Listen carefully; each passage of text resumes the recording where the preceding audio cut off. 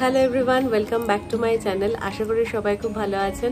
আজকে আমি বানাবো ভেটকি মাছের একটা খুব স্পেশাল রেসিপি। ভেটকি মাছ হলেই স্পেশাল রান্নাগুলোই করতে ইচ্ছে করে, গতানুগতিক যে মাছের ঝোল সেইটা কিন্তু ভালো লাগে না করতে সবসময়।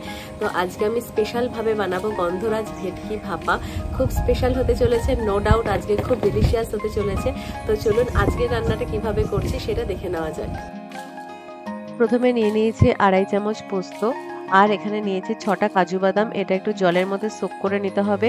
আর একটা বাটিতে আমি নিয়েছি 2 চামচ কালো সর্ষে, 1.5 চামচ সাদা সর্ষে, সেটাও জলের মধ্যে সোক করে নিয়ে ফিলে বেটে নিতে হবে।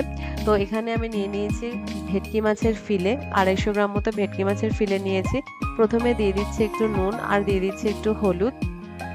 এই যে আমাদের স্টার ইনগ্রেডিয়েন্ট গন্ধরাজ লেবু।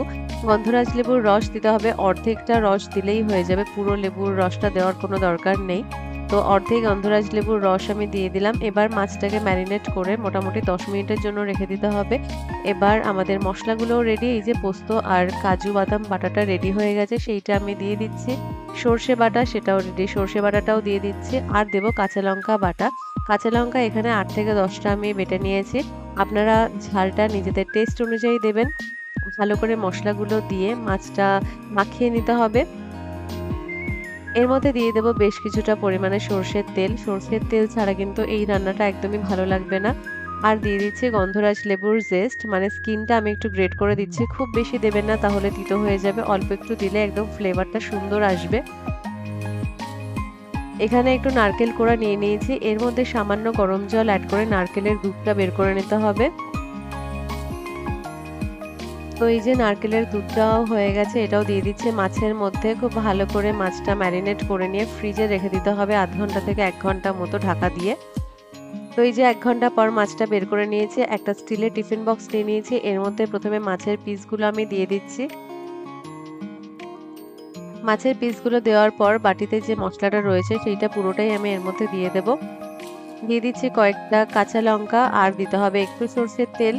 যদি একটু গ্রেভি লাগে তাহলে অল্প একটু গরম জল অ্যাড করবেন, আমি এখানে করেছি, এটা অপশনাল। এবার একটা কড়াইয়ের মধ্যে আমি স্ট্যান্ড দিয়ে দিয়েছি আর একটু দিয়ে দিয়েছি জল। তো টিফিন বক্সটা আমি দিয়ে দিলাম। টিফিন বক্সের যে ঢাকনাটা, তার যে লেয়ার, তার থেকে কিন্তু অনেকটা নিচে থাকবে জলটা।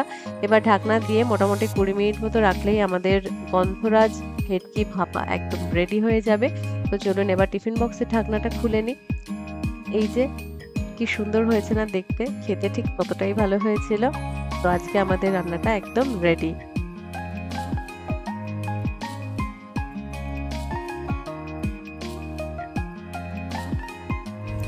কেমন লাগলো আজকের রান্নাটা? খুব ভালো হয়েছিল খেতে। এইভাবে বাড়িটা অবশ্যই বানাবেন, আশা করি সবার খুব ভালো লাগবে।